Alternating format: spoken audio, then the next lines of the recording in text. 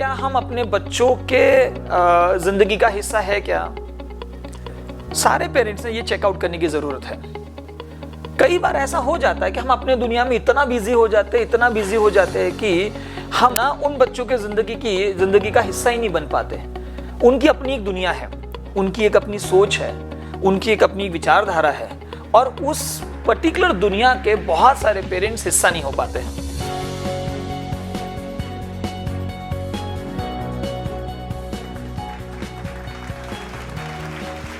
Hello and welcome to Samvad 2020. In this brand new series, we are going to have a talk with many noted personalities on various different topics. इस lockdown के दरमियान WhatsApp पे messages forward कर करके हम सब लोग self proclaim doctor बन चुके हैं, काउंसिलर बन चुके हैं, सो कॉल्ड एक्सपर्ट्स बन चुके हैं। सोशल मीडिया के माध्यम से हर कोई अपने मन की बात डायरेक्टली टाइप करके पोस्ट कर देता है। लेकिन इन सब में ये सब चीज़ें पढ़कर जो सामान्य नागरिक है उसके ब्रेन में केमिकल लोचा हो जाता है। Therefore, the idea behind this show is to get proper and authentic guidance straight from the horse's mouth. I, Vallabh Nare, welcome you all to the first episode of Samvad 2020. So, about today's talk. The trending concerns right now in the country, other than Sushant Singh Rajput and Corona, is how to handle children during lockdown. It's been nearly 6 months now. Everyone is stuck in their homes. Students, parents, teachers, everyone. Therefore, today we have invited a very well-known motivational speaker to have a conversation on a very simple yet complex topic, that is parenting during lockdown. Aspire, the Institute of Human Development, is the biggest non-academic institute across the country, and we are proud to say that it's in Akola. Aspire is well known for changing lives of millions of people across the country. Today, we have with us none other than the founder of Aspire and international speaker, Mr. Sachin Burghate. Welcome, sir. Namaste. Thank you. I am sure, sir, that many of the viewers must have heard you speak on parenting before. However, during these times of COVID-19, the concept of parenting is changing. The responsibilities of parents are increasing. So first of all, let me ask you, what do you mean by parenting? Parenting मतलब क्या? संवाद 2020 के इस पहले episode में आप सभी लोगों का, दर्शकों का स्वागत करता हूं और इस कॉन्सेप्ट को मैं बड़ा अप्रिशिएट करता हूं क्योंकि सारे एक्सपर्ट्स इस शो के ज़रिए लोगों तक पहुंचेंगे, अपने विचारों को पहुंचाएंगे, जिस वजह से शायद जो आपने अभी इस बात पर कहा कि व्हाट्सएप ये एक यूनिवर्सिटी बन चुका है और बहुत सारा इन्फॉर्मेशन वहाँ पे शेयर होता है, उसको कोई ऑथेंटिसिटी नहीं होती है, मन में जो आए वो लोग फॉरवर्ड कर देते हैं और वही शायद हम सब लोगों के साथ रहने लगता है। इसलिए शायद ये संवाद 2020 ये शो बड़ा इंटरेस्टिंग होने वाला है। और रही बात आज का विषय, जो बड़ा इंटरेस्टिंग भी है उतना ही कॉम्प्लेक्स भी है। मुझे ऐसा लगता है कि कुछ सालों तक तो पेरेंटिंग ये एक सेपरेट सब्जेक्ट है, ये ट्रेनिंग का विषय है, ये तो शायद बहुत सारे लोगों को लगता भी नहीं था। और अपने यहाँ पे तो ऐसा है कि पेरेंटिंग इसे एक सेपरेटली सब्जेक्ट की तरह नहीं ट्रीट करते, रादर बच्चे बढ़ जाते हैं, स्कूल में भेजना है उनको और उनको स्कूल से शिक्षा मिल जाएगी और वहीं से वो सीख लेंगे, कुछ ऐसा ही हम लोगों को बहुत लंबे समय तक लगता था। लेकिन जब आगे हम लोगों ने जब ऑब्जर्व किया, बच्चों के प्रोग्रेस के बारे में जब चेक करने लगे, उनके डेवलपमेंट, उनके विकास के बारे में जब चेक करने लगे, तब हमको पता चला कि पेरेंट्स का उनके बच्चों के डेवलपमेंट में बहुत बड़ा रोल है। हम लोग पहले के ज़माने में ऐसे ही कहते थे कि स्कूल ही सब कुछ सिखाती है, लेकिन पेरेंट्स भी बहुत बड़ा रोल प्ले करते हैं बच्चों के डेवलपमेंट में। और वो जो रोल है, वो रोल किस तरीके से रहना चाहिए, हमने बच्चों को किस तरीके से सिखाना चाहिए, कैसे उनको समझ के लेना चाहिए, शायद वो पेरेंटिंग हो सकता है। पेरेंटिंग में जैसे मैंने कई बार ऐसा कहा है कि अपने यहाँ पर छोटे बच्चे अगर रहे और उनको अगर हमको बड़ा करना है, तो मैंने देखा है कि छोटे बच्चों के खाने का, पीने का उनका बड़ा ख्याल रखा जाता है। उनके लिए अलग अलग फूड देने की हम कोशिश करते हैं। हमारे यहाँ पर टीवी पर बड़े बड़े एड्स भी आते हैं कि बच्चों को बॉर्नविटा दीजिए, बच्चों को अलग अलग ड्रिंक्स दीजिए, उनकी हाइट बढ़ाइए। ये सारी फिजिकल डेवलपमेंट हुई, लेकिन 3 और डेवलपमेंट है, इमोशनल है, देन इंटेलेक्चुअल है, देन सोशल है। और ये सारी डेवलपमेंट्स में पेरेंटिंग का बहुत बड़ा रोल होगा, बच्चों के अभिभावकों का बहुत बड़ा रोल होगा, पेरेंट्स का बहुत और अहम रोल होगा। शायद स्कूल तो नेचुरली बड़ा अपना रोल प्ले करेगी ही करेगी, लेकिन पेरेंट्स का एक रोल रहेगा। और आप शायद सुन के हक्का बक्का रह जाओगे कि बच्चे बचपन में जो सीख लेते हैं वो बड़े होकर भी उनके साथ ही वो कैरी कर लेते हैं। इसलिए पेरेंट्स ने अब बच्चों के विकास में किस तरीके का उनका योगदान होना चाहिए, क्या कहना चाहिए, क्या बोलना चाहिए, उनको उनका सोशल ग्रोथ कैसा होना चाहिए, जिस चीज़ के जरिए सीखा जा सकता है, दैट इज पेरेंटिंग। वो हम लोग नहीं देखते हैं क्या, कुछ बच्चे बड़े शांत स्वभाव के होते हैं, कुछ बड़े अच्छे बोलने वाले होते हैं, कुछ बच्चे बहुत शाय किस्म के होते हैं। इन सारे चीज़ों के ऊपर, बच्चों के स्वभाव के ऊपर कहीं ना कहीं पे तो पेरेंट्स का बहुत गहरा असर पड़ता है, उस सैक्रामेंट का, उस संस्कारों का बहुत बड़ा गहरा असर पड़ता है। और वो अगर असर लंबे समय तक रहा तो बच्चों के डेवलपमेंट में बहुत ज़्यादा तकलीफें आ सकती है। तो इन चीज़ों को मिलकर पेरेंट्स, देन स्कूल या तो फिर स्टूडेंट्स, ये सब मिलके जब बच्चों को सही तरीके से रेज करने की कोशिश करते हैं, सही तरीके से उसका डेवलपमेंट करने की कोशिश करते हैं, दैट्स कॉल्ड पेरेंटिंग। और मुझे लगता है कि इस एपिसोड के ज़रिए हम पेरेंट्स को भी तैयार कर रहे हैं कि हम बैठकर ऐसे किसी एपिसोड को देखें कि जहाँ पर हम बच्चों को किस तरीके से ट्रीट करें और उनका ख्याल कैसे रखें। शायद हमको पता नहीं कि हमारे छोटा सा बर्ताव, छोटा सा बिहेवियर बच्चे के दिमाग पर लंबे समय के लिए एक असर छोड़ जाएगा। तो इसलिए क्या सही और क्या गलत है ये जानना, समझना, उसको स्किल को समझना शायद पेरेंटिंग हो सकता है। बहुत ही सरलता से सर ने हमें पेरेंटिंग के विषय में बताया है। सर, इसी से जुड़ा मेरा अगला सवाल यह है कि पुराने ज़माने की पेरेंटिंग और नए ज़माने की पेरेंटिंग, इन दोनों में आपको क्या फ़र्क नज़र आता है? दोनों में बहुत बड़ा अंतर है और दोनों की अपनी अपनी लाइक एडवांटेजेस भी रहे हैं और डिसएडवांटेजेस भी है। पुराने ज़माने में ऐसा होता था कि पेरेंटिंग यानी वो अधिकतर ऑथोरिटेटिव पेरेंटिंग होती थी, जहाँ पर आपको डांटो बच्चों को, थोड़ा सा उनको डांट से समझाओ, उनको कभी कभी तो शायद मार भी पड़ती थी। कई बार आपने ये सुना भी होगा कि पेरेंट की ओर से मार पड़ती थी। तो उस ज़माने का पेरेंटिंग थोड़ा सा अलग था। उस ज़माने में बच्चों को डांट कर उनसे वो सारी चीज़ें करा के ले सकते थे। और लेकिन आज का मॉडर्न पेरेंटिंग थोड़ा सा ज़्यादा डिमांडिंग होने लगा, ऐसा लगा मुझे।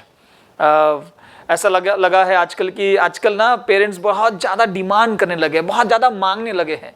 रादर ये गिव एंड टेक वाला कुछ पॉलिसी बन गया है कि बहुत ज़्यादा तुम मार्क्स लाओ हम आपको ये देंगे, आप वो करके लाओ हम आपको ये ला कर देंगे, ऐसा वाला थोड़ा सा पेरेंटिंग बना। इस पेरेंटिंग में कंपैरिजन बहुत बढ़ने लगा। इस मॉडर्न ज़माने के पेरेंटिंग में अपेक्षाएं बच्चों से ज़्यादा होने लगी और अपेक्षाएं इतनी होने लगे कि बच्चे रादर सिर्फ उस रेस में दौड़ने लगे जहाँ पर वो अपने पेरेंट्स के सपनों को पूरा करना चाहते हैं। शायद मॉडर्न पेरेंटिंग में ये सारी चीज़ें ज़्यादा इंक्लूड होने लगी है और बच्चों के ऊपर का फोकस भी थोड़ा ज़्यादा बढ़ गया है। आपने थोड़ा सा देखा होगा कि पहले ज़माने में ऐसा होता था कि बच्चे थोड़े जॉइंट फैमिलीज होती थी, आजकल न्यूक्लियर फैमिली हो गई है, बच्चे कम हो गए हैं, तो सभी लोगों का, घर के सभी लोगों का ध्यान उनके ऊपर। अच्छा, आजकल तो एक ज़्यादा सुनने के लिए मिला है कि शायद डिमांडिंग का ही एक, वो जो मैंने बात कही कि डिमांडिंग पेरेंटिंग बनी है।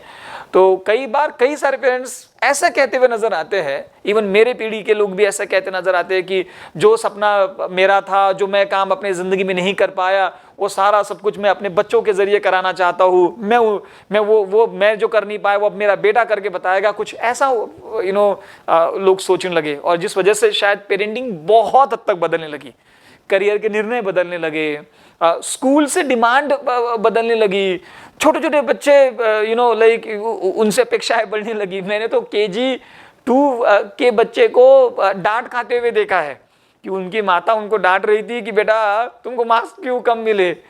फिनलैंड में 7 साल का होने के बाद बच्चों को स्कूल में भेजा जाता है और यहाँ पर हम इतना एक्सपेक्ट कर रहे हैं बच्चों से कि KG 1, 2 वाले से भी कि तुम किसी से पीछे नहीं रहना चाहिए, तुम आगे ही रहना चाहिए।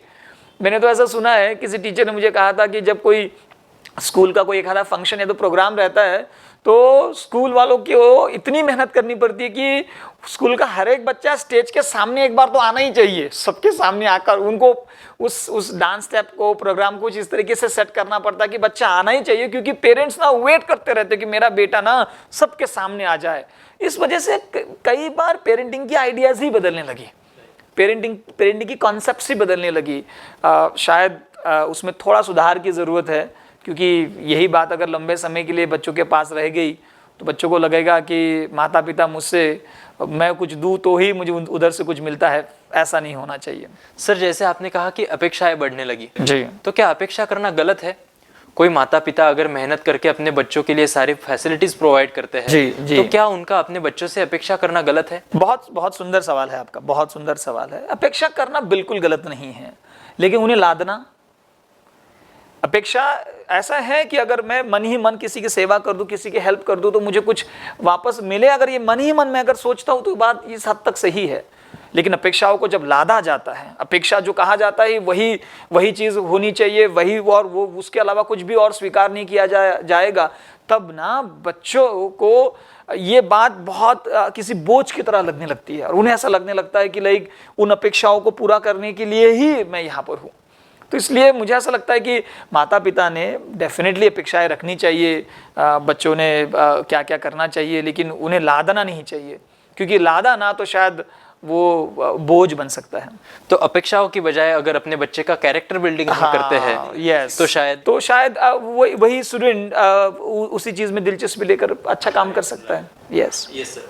जैसा कि हमें पता है कि अभी लॉकडाउन की वजह से सब लोग अपने घर पर ही है, तो क्या इसकी वजह से पेरेंटिंग के कंसेप्ट में कुछ बदलाव आया है? मुझे लगता है कि कॉन्सेप्ट में बहुत बड़ा बदलाव नहीं आया होगा। बदलाव आया होगा तब बदलाव आया है जिम्मेदारी में।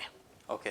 क्योंकि पेरेंटिंग में हम लोगों का पहला बेसिक मोटो होता है कि हमारे बच्चों की परवरिश और उनका विकास बहुत सही तरीके से और पॉजिटिवली हो, वो फिजिकल रहे, इंटेलेक्चुअल रहे, सोशल रहे, इमोशनल रहे, किसी भी क्षेत्र का। अब ऐसा हुआ है कि बच्चे कोरोना के समय में पूरे वक्त घर में हैं, इस वजह से नेचुरली स्कूल में ना जाने की वजह से बच्चों की जिम्मेदारी माता पिता पर ज्यादा आने लगी।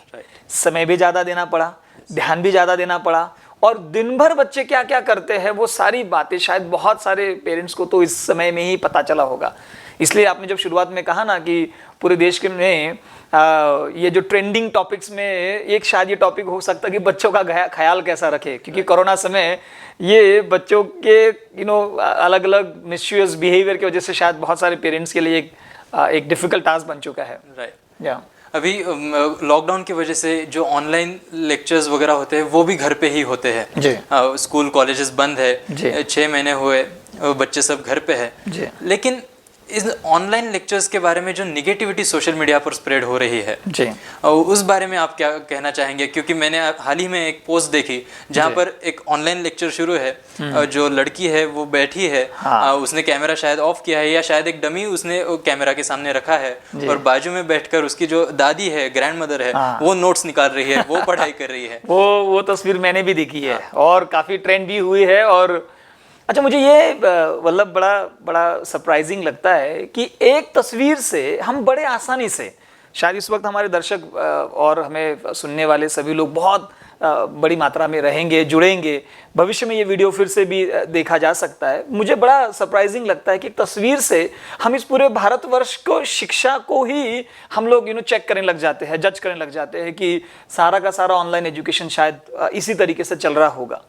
मैं पूरी तरीके से इस बात से सहमत नहीं हूँ कि ऑनलाइन एजुकेशन बिल्कुल ही फ़ायदे का नहीं है या तो फिर बच्चों के काम में नहीं है।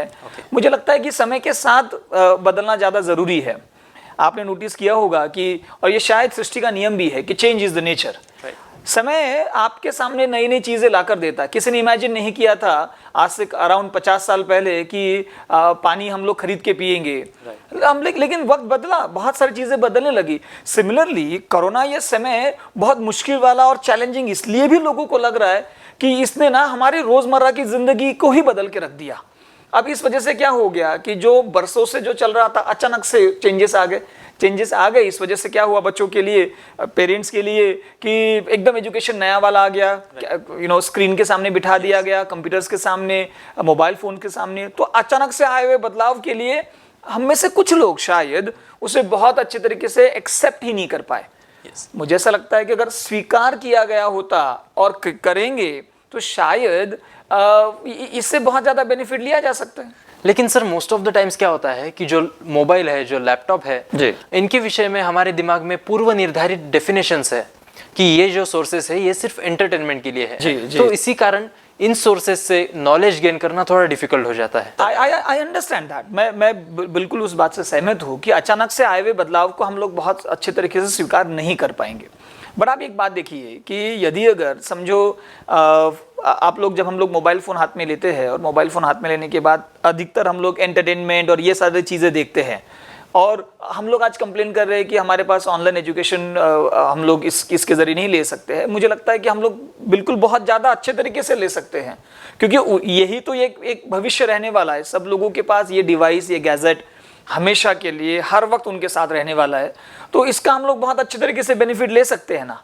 और आपने ये एक बात बहुत बार सुनी होगी शायद आपके दोस्तों में, या तो आप जब लोग जब एक साथ बैठते होंगे, गपशप लगाते होंगे, इस विषय पर ज़रूर चर्चा होती होगी कि स्क्रीन टाइम बच्चों का। अभी ये कोरोना के पहले मैंने कई पेरेंट्स के साथ इस विषय पर बात किया, तो मुझे कई सारे लोगों ने ये कंप्लेंट्स की कि हमारे बच्चों का स्क्रीन टाइम ज़्यादा है। तो अगर स्क्रीन टाइम ज़्यादा है तो बच्चा मोबाइल पर बैठ रहा है, तो उसके थोड़े से तौर तरीके बदलने होंगे, और तौर तरीके बदल कर हम उसी स्क्रीन टाइम को एक एजुकेशन के लिए, एक इन्फॉर्मेशन के लिए इस्तेमाल कर सकते हैं। राइट। अच्छा, एक और बात देखिए कि जब भी हम लोग ये मोबाइल फ़ोन से या तो इन गैजेट्स से सीखने की जब बारी आती है, तब हम लोग ना अक्सर ऐसा कहते हैं कि ये बड़ा इंटरेस्टिंग नहीं है टीचर के सामने बात करने में, या तो फिर ट्रेनर या तो जो भी हमको पढ़ा रहे हैं उनके सामने बैठकर सीखने में बहुत मज़ा आता है। तो मुझे लगता है इसमें से ये कंप्लेन करने वाले, या तो जिनको ऐसा लग रहा है कि ऑनलाइन एजुकेशन बहुत इंटरेस्टिंग नहीं हो सकता, तो ये लोग वैसे भी स्कूल में भी तो कहाँ पढ़ते थे। ये टीचर, मैं तो कई बार कहता हूँ कि अपने स्कूलिंग डेज में तो हमारे क्लास में पीछे एक बच्चों का ग्रुप होता था। आप कोई भी सब्जेक्ट पढ़ाओ, उनके डेस्क पर भूगोल की ही किताब होती थी, और अगर प्योर वैदर्भीय भाषा में कहूँ तो आको माको हे दाखो, आको माको ते दाखो, ऐसे गेम चलते थे। तो मुझे ऐसा लग रहा है कि कंप्लेन करने वाले के लिए क्लासरूम भी सही नहीं है और स्क्रीन भी सही नहीं है। लेकिन अगर हम उसमें पूरी तरीके से इंटरेस्ट दिखाए तो शायद यही वाला एजुकेशन हम सभी लोगों का भविष्य बना सकता है। आपने वो एक ऐड देखी है, उस ऐड में एक लड़की, वो टीवी पर ऐड आती है कि वो लड़की घर पे तैयारी कर रही है और अपने माँ का नाम ले, माँ को बुला कर कहती है कि माँ मैं क्लास के लिए तैयार हो रही हूँ, मुझे जल्दी जाना है। और वो अपना बैग उठाती है, मोबाइल उठाती है, और वो सारा सामान उठाकर घर के बाहर उसके पार्किंग में कार रखी हुई है, वहाँ पे जाकर अपना कैमरा, मोबाइल फ़ोन वो सब रख देती है और वो क्लास अटेंड करना शुरू करती है। I think that's the perfect picture of the education. Awesome. कि जहाँ मौका मिले वहाँ से हम सीख सकते हैं। आप खुद ऑक्सफोर्ड में पढ़ते हो, आज ऑक्सफोर्ड हमारे इस गांव से, हमारे शहर से कहीं से भी हम इस एजुकेशन के जरिए पा सकते हैं।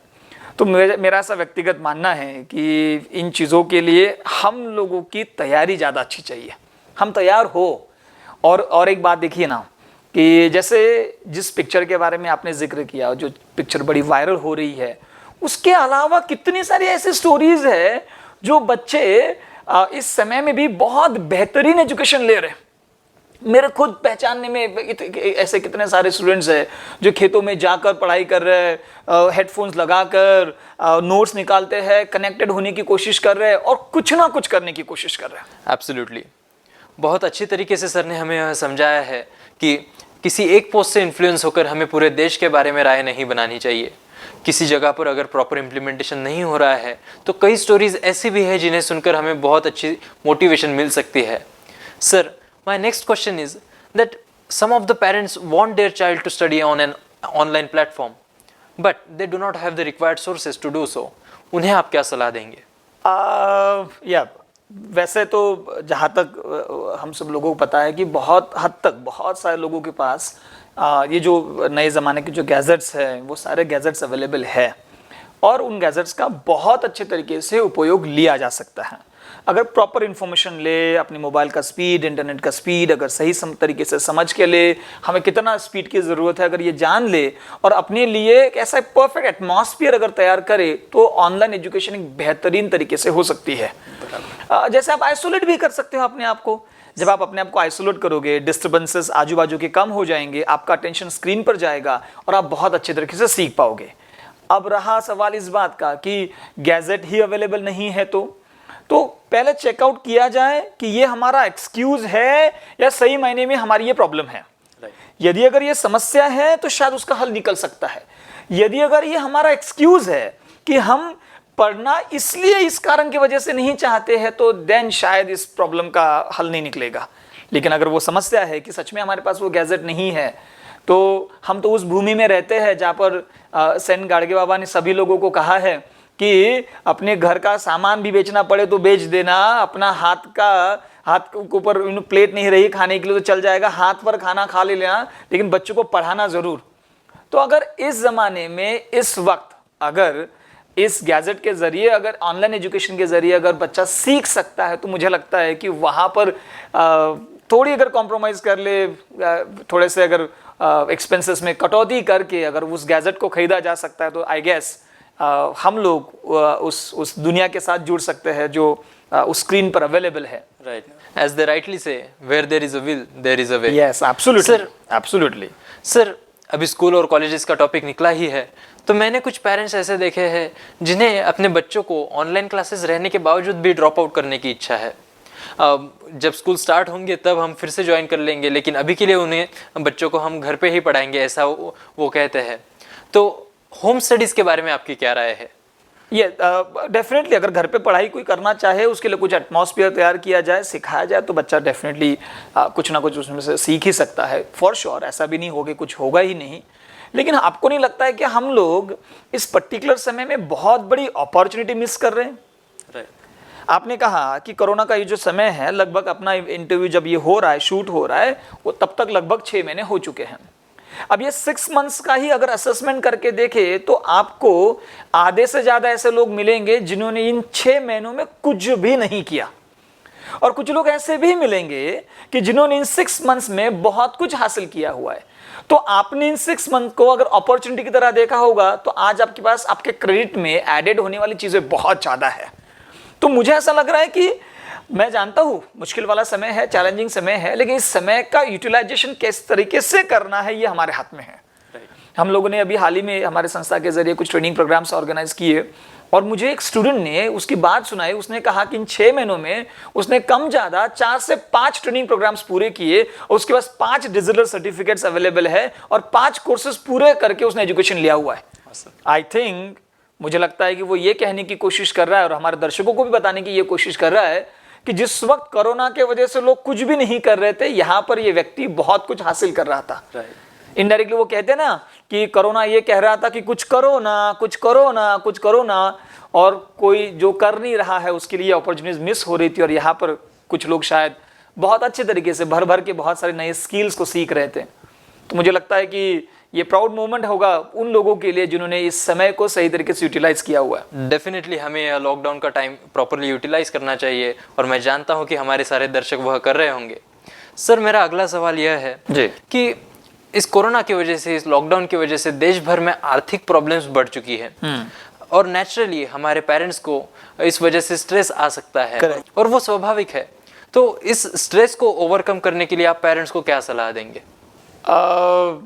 ये तो बहुत बहुत नेचुरल है कि सभी लोगों के सामने इकोनॉमिकल सिचुएशन का एक बहुत बड़ा चैलेंज खड़ा हुआ है, और ये सिर्फ हमारी बात नहीं है, बल्कि ये पूरे विश्व की है, सभी लोगों के सामने है, क्योंकि सब लोग घर में बैठे हुए हैं।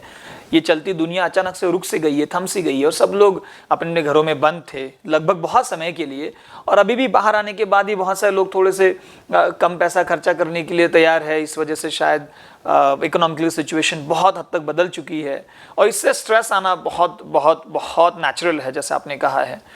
अब इसके साथ अगर हम लोग किस तरीके से डील कर सकते हैं, तो सबसे पहला तो ये है कि ये बहुत नेचुरल है, और इसके लिए हमारे पास इस वक्त कोई सलूशन नहीं है, ये स्वीकार कर ले।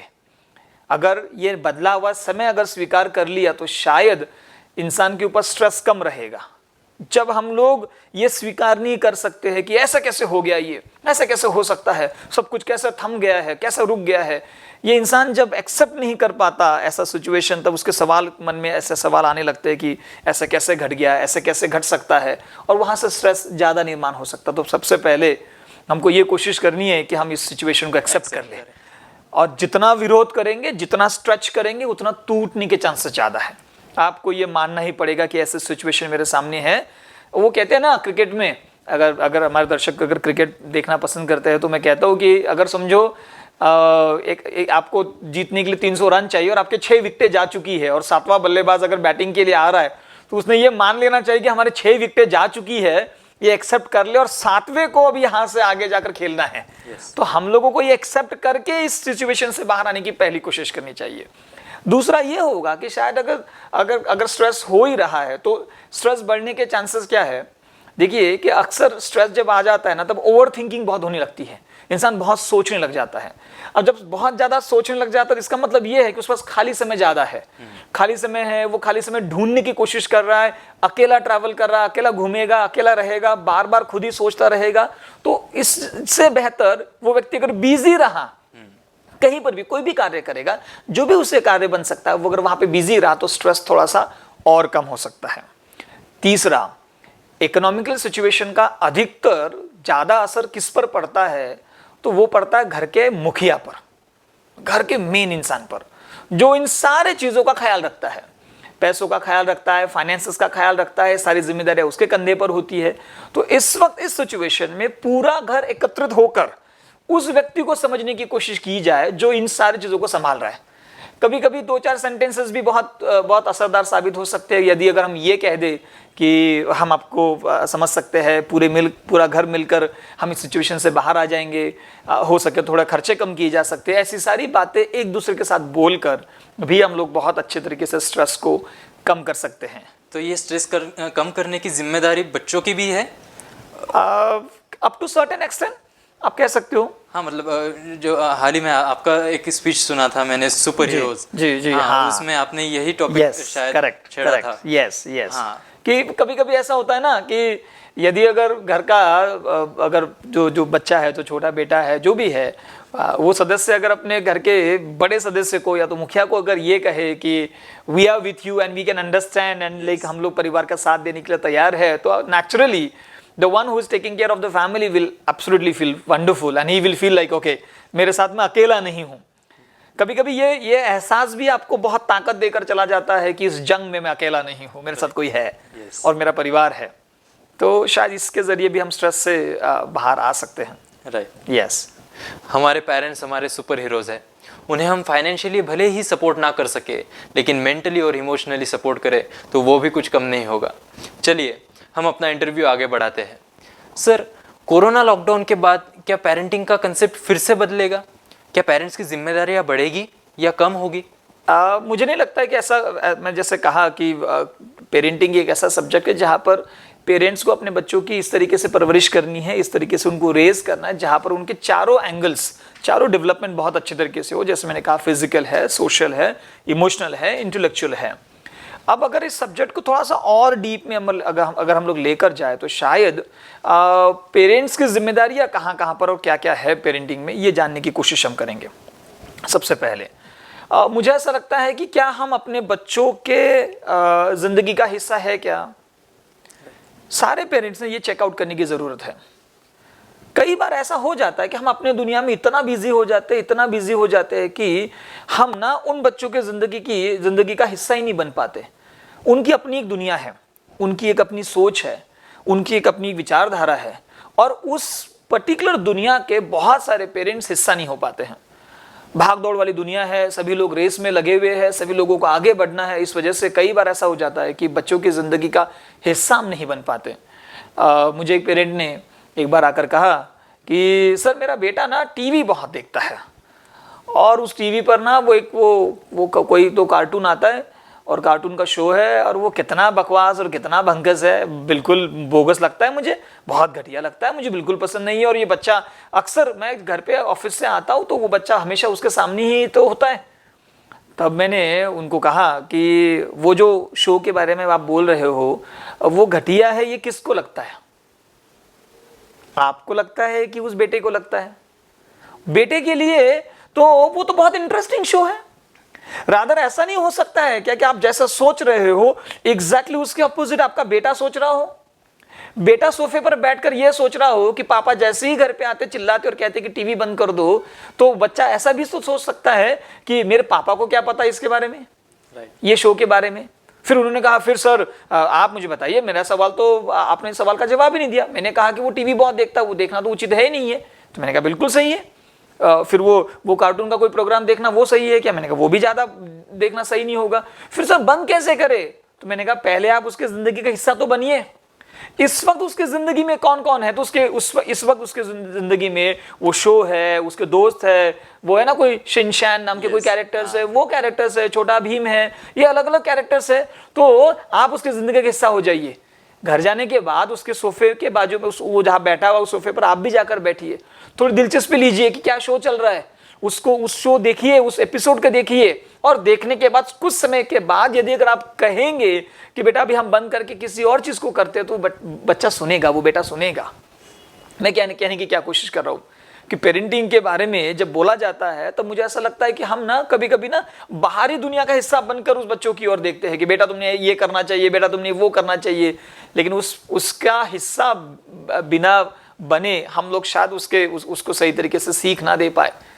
तो कम्युनिकेशन इंक्रीज करना चाहिए। एब्सोल्युटली, कम्युनिकेशन इंक्रीज करना चाहिए, क्वालिटी समय देना चाहिए। Yes. अच्छा, कई बार लोगों को क्वालिटी समय का मतलब नहीं समझता, उनको लगता है समय और क्वालिटी समय में क्या अंतर है।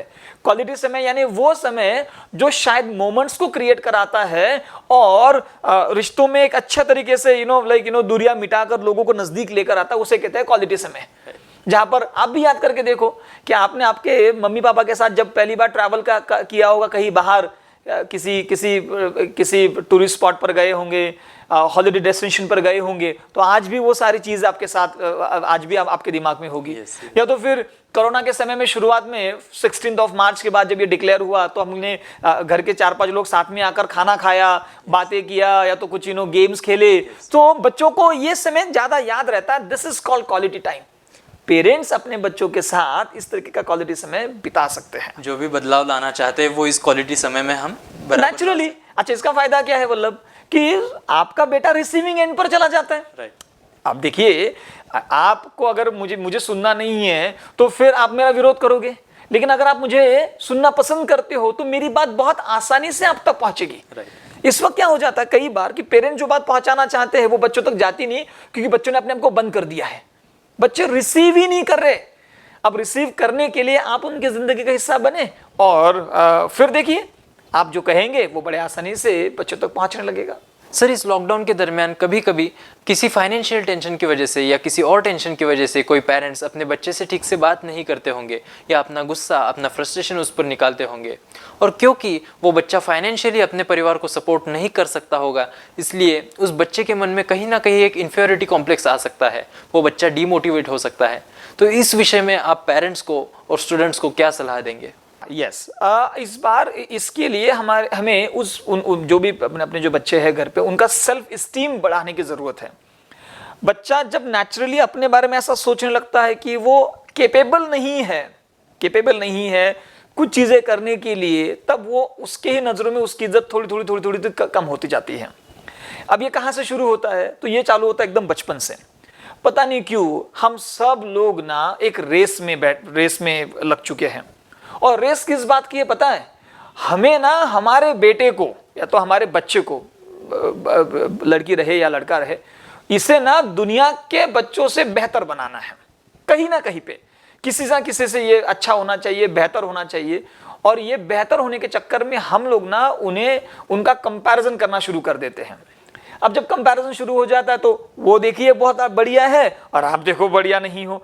ऐसा जब आपको सुनने के लिए मिले तो नेचुरली आपकी सेल्फ स्टीम लेवल कम हो जाएगी।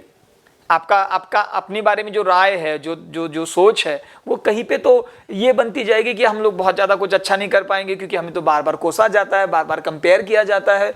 और ये समस्या सिर्फ 1 या 2 घरों की नहीं है, कई सारे घरों की है। 2 भाइयों का कंपैरिजन, 2 बहनों का कंपैरिजन, 2 रिश्तेदारों का कंपैरिजन, क्लास के अव्वल बच्चों का कंपैरिजन, सामने वाले बैठने वालों का और पीछे बैठने वालों का कंपैरिजन, एक स्कूल से दूसरे स्कूल वाले बच्चों का कंपैरिजन, एक क्लास से दूसरे क्लास वाले दूसरे सेक्शन वाले बच्चों का कंपैरिजन। इस वजह से कई सारे बच्चे अपने बारे में ये धारणा लेकर चलने लग जाते हैं कि they are not good enough. और एक बार अगर ये बात किसी बच्चे के दिमाग में चली गई कि they are not good enough, तो देन उन्हें अपने लाइफ में आगे बढ़ने के लिए बहुत दिक्कतों का सामना करना पड़ता है, क्योंकि वो कहीं पे तो अपने आप को ही अंडररेट कर रहे होते हैं। अंडररेटिंग यानी क्या? तो आप 1 to 10 के स्केल पर आप 10 डिजर्व करते हो, लेकिन खुद ने अपने आप को 7-8 दे देना और कहना कि यार नहीं, I am not good enough, I can't do this. और ये बात बहुत लंबे समय के लिए रही, तो फिर एक समय के बाद उन्हें ऐसा लगता है कि मैं शायद, जैसा आपका सवाल था कि पेरेंट्स के लिए वो कुछ ज़्यादा हेल्प नहीं कर पाते, तो उन्हें ऐसा लगता है कि they are not good enough, कि वो किसी भी एंगल से, किसी भी तरीके से वो हेल्प नहीं कर पा रहे। मुझे लगता है कि इस कंपैरिजन को थोड़ा सा मिटाने की कोशिश करनी चाहिए। मैं अगली बात कहूँगा ये मैं सिर्फ इसलिए कह रहा हूँ कि वो कंपैरिजन नहीं है, लेकिन बड़ी इंटरेस्टिंग बात है। हमने जापानीज एजुकेशनिस्ट को एक बार ट्रेनिंग देने के लिए अपने ऑफिस में बुलाया था, अस्पार में बुलाया था। उनका एक सुंदर ट्रेनिंग हुआ था और किसी ने ऑडियंस में से एक सवाल पूछा कि how do you compare our education system and Japanese education system. तो उन्होंने कहा कि मैं तो कंपेयर नहीं कर पाऊंगा डायरेक्टली कि क्या कैसा है, दोनों भी अलग अलग अपने अपनी जगहों पर सही है, लेकिन मुझे जो ध्यान में आया मैं वो बताना चाहता हूँ। और उन्होंने बड़ा सुंदर कहा कि उन्होंने कहा कि पता नहीं क्यों आपके यहाँ पर सभी लोग ऐसा कहते हैं, पेरेंट्स बताते रहते बच्चों को कि you have to be the best in the society. Now you have to be the best in the society, इसका मतलब है कि सोसाइटी में जितने भी लोग रहते हैं उनसे तुमको बेहतर बनना है। और हमारे यहां पर ऐसा पढ़ाया जाता है कि you have to build the best society. तुम्हें सोसाइटी को बेस्ट बनाना है, उसमें रहकर, उसका हिस्सा बनकर। अब जब आप कंपैरिजन ही करते रहोगे तो देन बच्चे कैसे ग्रो करेंगे? अच्छा, ये कंपैरिजन कभी एंड नहीं होगा। आपके पास कार कौन सी है? अभी तो है नहीं। आपके पास कौन सा व्हीकल है?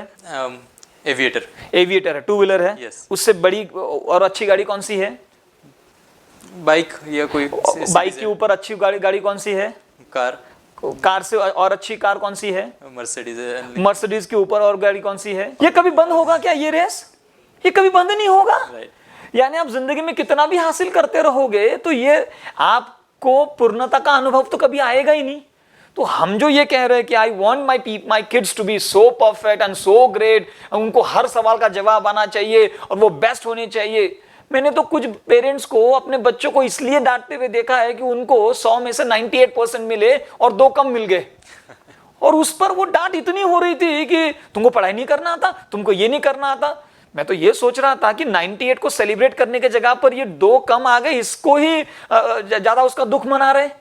यानी जिस बच्चे ने साल भर पढ़ाई की, 98 हासिल किए, उस 98 का सेलिब्रेशन एकदम 0, और 2 का जो कम मिले हैं उसका दुख ज्यादा।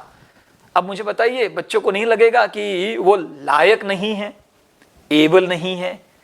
और यही विचारों का, यही चीजों का बच्चों के दिमाग पर बहुत ज्यादा गहरा असर हो जाता है, और शायद कहीं ना कहीं उनकी इंडिविजुअलिटी जो है वो अफेक्ट करती होगी। बहुत सुंदर कहा।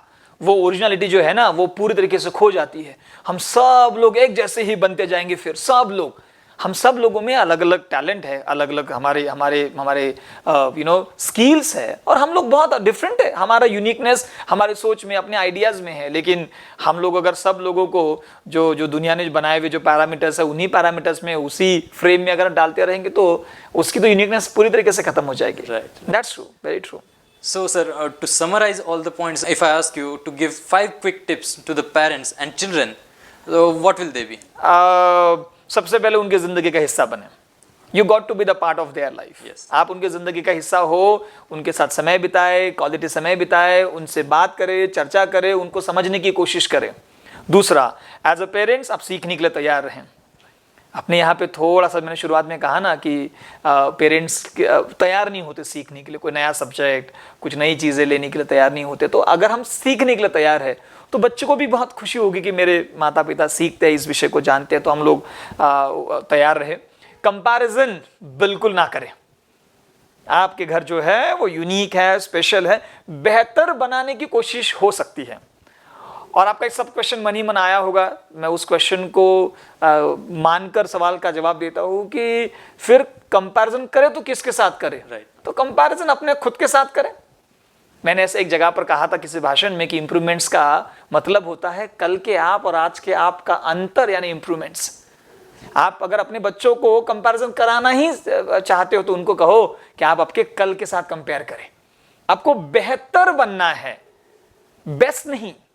आपको बेहतर बनना है, आपको कल से बेहतर बनना है। और जब वो अपने आप से कंपेयर करता जाएगा ना, तो कई हद तक जेलसी भी खत्म हो जाएगी। वो जेलसी होती है ना बहुत सारे लोगों को कि मैं इससे कम हूं, तो वो रहेगी नहीं रहेगी।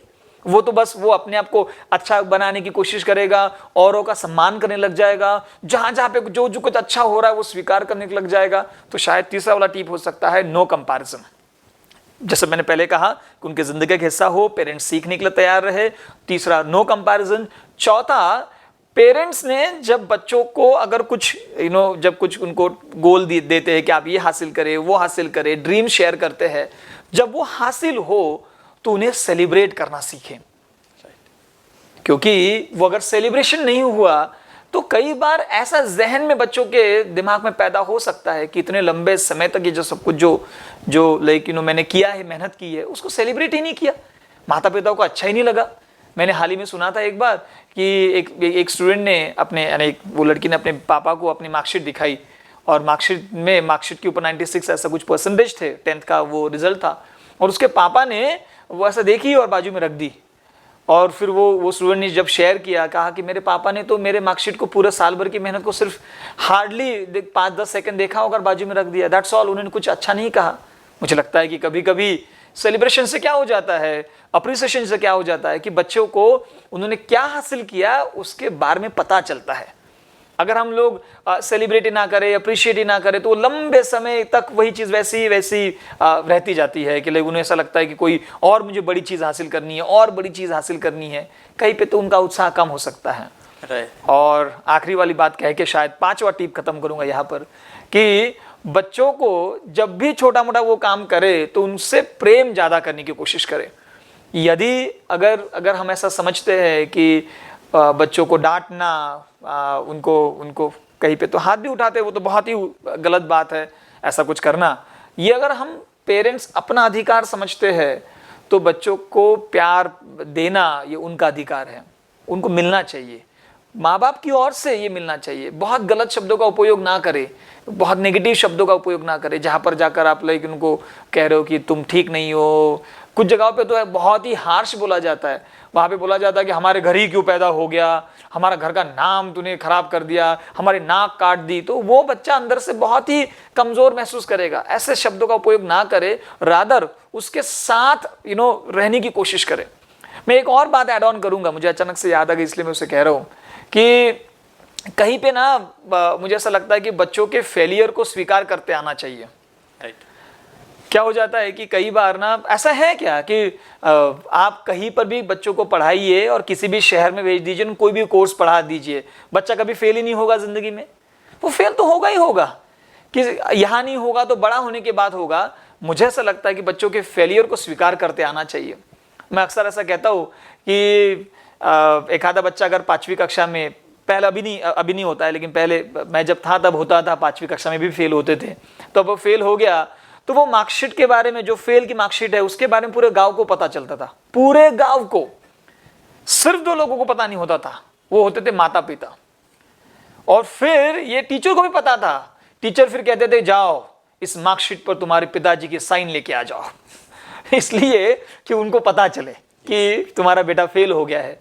मेरा छोटा सा सब क्वेश्चन है सभी लोगों को कि अरे अगर उस मार्कशीट के बारे में बच्चा फेल हो गया, पूरे गांव को पता चल सकता है, सारे बच्चों को पता चल सकता है, स्कूल को पता चल सकता है, तो फिर माता पिता को क्यों नहीं? क्योंकि वो बच्चा कहीं पे तो मन में ऐसा सोचता है कि मेरे माता पिता मुझे इस फेलियर के साथ एक्सेप्ट नहीं करेंगे, क्योंकि उन्होंने शुरुआत से लेके मुझे हमेशा कहा है कि तुम ना बहुत कुछ लेकर आ जाओ, bring laurels to the family, bring success, bring percentage, bring good grades. तो मेरे माता पिता मुझे फेलियर के साथ एक्सेप्ट नहीं करेंगे। मुझे ऐसा लगता है कि जिंदगी के रेस में माता पिता भी हारे होंगे, आप भी हारोगे, मैं भी हारूंगा। हम लोगों को हमारे माता पिता अगर स्वीकार करते उस फेलियर के साथ, तो जीवन में लड़ने की ताकत अच्छी मिल जाती है। वो 3 इडियट्स नाम की फिल्म है ना, उस फिल्म में वो सीन दिखाया गया है कि आर माधवन अपने पिताजी को कहता कि पापा मैं ना एक फोटोग्राफर बनना चाहता हूँ, और फिर वो कहता कि इंजीनियरिंग छोड़ दूंगा मैं। तब वो समझाते पापा को कहता कि पापा शर्मा जी ने थोड़ी ना मुझे अपने कंधों पर घुमाया है, मुझे शर्मा जी क्या सोचते हैं उसके बारे में मुझे कोई फर्क नहीं पड़ता है, लेकिन मेरे पापा क्या सोचते हैं मुझे बहुत फर्क पड़ता है। यदि मेरे पापा मेरे साथ इस निर्णय के साथ अगर है ना, तो मुझे कोई परवाह नहीं है। तो मुझे ऐसा लगता है कि कई जगहों पर आपके पेरेंट्स आपके बच्चे कई जगह पर हार सकते हैं, हो सकता है एक आधा फेलियर आ सकता है, एक्सेप्ट देम। मैं तो उल्टा कहूंगा कि सबसे पहले फेलियर की न्यूज़ घर पे पता चले, दुनिया को नहीं, सबसे पहले माता पिता को पता चले। अरे एक बार अगर उनको वो पता चली तो शायद बच्चों को बैकअप करने में बहुत ही आसानी होगी।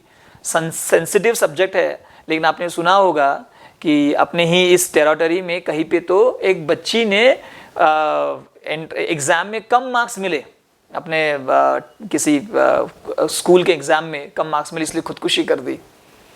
और उसके खत में क्या लिखा पता है? खत में लिखा की बाबा मला जसं रागावलं तसं माझ्या लहान बहिणीला रागवू नका, तिला सपोर्ट करा. And then she committed suicide and she wrote that letter. All I'm trying to say is कि कई बार इन चीज़ों का बहुत गहरा असर बच्चों के दिमाग पर पड़ सकता है, इसलिए उनको हमने फेलियर के साथ भी स्वीकार करना चाहिए। सर आपने जो अभी बात कही उस पर से मुझे पिछले साल रिलीज हुई छिछोरे नामक एक फिल्म का डायलॉग यहाँ पर याद आ रहा है। उसमें सुशांत सिंह राजपूत ऐसा कहते हैं कि पास होने के बाद क्या करना है, कैसे सेलिब्रेट करना है, यह तो हम अपने बच्चों को बता देते हैं, लेकिन अगर गलती से फेल हो गए तो क्या करना है यह कोई नहीं बताता। Very true, very true. Sir ने बहुत ही अच्छे तरीके से हमें 5 टिप्स यहाँ पर दिए हैं। सर मेरा अगला सवाल यह है कि इस कोरोना की वजह से स्ट्रेस आना बहुत ही नेचुरल है, उसे हम अवॉइड नहीं कर सकते, लेकिन इस स्ट्रेस को ओवरकम करके जॉयफुल कैसे रहना है, अपने जीवन का आनंद कैसे लेना है, इस विषय में आप हमारे दर्शकों को क्या सलाह देंगे? देखिए, आनंद से अगर रहना है, खुश रहना है, हैप्पी रहना है, तो इसका सबसे पहला तो बटन अपने हाथ में है कि हम अगर तय कर ले कि हमको खुश रहना है तो हम नेचुरली खुश रह सकते हैं। अब ना कुछ लोगों को जानबूझ के ही नाराज़ रहने की और दुखी रहने की आदत सी बन जाती है, रादर वो कारण ढूंढते हैं दुखी रहने के लिए। तो पहले तो आप अपने आप को कहे कि मुझे इन सारे सिचुएशंस में बाहर आकर खुश रहना है, आनंद से अपने जीवन को जीना है, पहली वाली बात। दूसरी वाली बात, कोशिश ये करे, ये मेरा व्यक्तिगत राय है, मैं ऐसा कई बार कहता हूँ कि आपके आजू बाजू में कौन से सोर्सेस है ये बड़े मायने रखते हैं। आपने वो सुना है क्या? मैंने किसी मेरे टॉक में ये कहा भी था कि वो 16 मार्च के बाद टीवी पर जब वो प्रोग्राम चालू होने लगे, न्यूज़ चैनल्स पर बार बार कोरोना कोरोना कोरोना, तो एक तस्वीर वायरल हुई थी। वो उस व्यक्ति ने उस कोरोना का इतना टेंशन ले लिया कि उसने अपने आप को एक कैरी बैग में बंद कर लिया और कैरी बैग में बंद करके अब उसने नीचे लिख दिया कि अब देखो कैसे मैं कोरोना से मुझे कोरोना छू ही नहीं सकता है। तो मैं क्या कह रहा हूँ कि कई बार ना ऐसे पूरे पीरियड में आप सुनते क्या हो बड़ा मायने रखता है। 5 अगर बातें अगर मरने की सुनेंगे, कोरोना की सुनेंगे, कोरोना की बीमारी की सुनेंगे, तो नेचुरली आपको लगेगा कोरोना आजू बाजू में बैठा हुआ है। तो ये चैनल्स बंद कर सकते हैं क्या? कौन से चैनल्स? ये नेगेटिविटी वाले। अगर आपके पास अगर 4-5 ऐसे लोग हैं कि जो बार बार ही ऐसी न्यूज़ बता दे, तो फिर आप ना नेगेटिव बनने के चांसेस ज़्यादा रहते हैं। Can you avoid it? अगर ये जितना अवॉइड हो सके उतना अवॉइड करने की कोशिश करें। सर कई बार ऐसा होता है कि मोस्ट ऑफ द टाइम कि हमारे जो परिवार के लोग हैं वही ऐसे न्यूज़ चैनल जैसे रहते हैं जो नेगेटिविटी स्प्रेड करते हैं। तो उस वक्त अगर आप छोटे हो तो शायद मुझे लगता है कि रूम बदलनी चाहिए, बड़े हो तो देन निर्णय लेना चाहिए कि ये विषय इस वक्त यहाँ पर चर्चा में ना आए। छोटे हैं तो शायद हम बड़ों को समझा नहीं पाएंगे। वैसे भी अपने देश में छोटा बड़े को नहीं बता सकता है, क्योंकि उसे इमीडिएटली बताया जाएगा कि बड़े आए हमको समझाने वाले, चलो यहाँ से, तो हम दूसरे कमरे में जा सकते हैं। यदि बड़े हैं तो नेचुरली उन चीज़ों के ऊपर का डिस्कशन चेंज करने की पूरी कोशिश कर सकते हैं। Right. Ji. So on that note, I thank you very much sir for honoring our request and joining us today here. Thank you so much. मुझे भी बहुत आनंद आया और मुझे खुशी इस बात की भी है कि संवाद 2020 के पहले एपिसोड में मैं आपका गेस्ट हूँ। मैंने बहुत कम इंटरव्यूज़ किए हैं, लेकिन इस विषय को सुनने के बाद मुझे भी लगा कि आपसे मैंने इस विषय पर बात करनी चाहिए, वार्तालाप करना चाहिए, चर्चा करनी चाहिए, और ये विषय बहुत लोगों तक पहुँचेगा तो नेचुरली उसका बहुत बेनिफिट होगा। True. यही शायद हमारे लिए इसका प्रोग्राम का, इस एपिसोड का definitely सक्सेस रहेगा। And I'm pretty sure that the viewers must have got their ideas cleared about parenting. Thank you very much sir, and I hope that we will get to talk to you on many more such interesting topics in the upcoming days. Until then, goodbye. Thank you so much. Thank you so much. Thank you so much for having me on this show. Thank you so much for coming. Thank you everyone. Thank you. Thank you.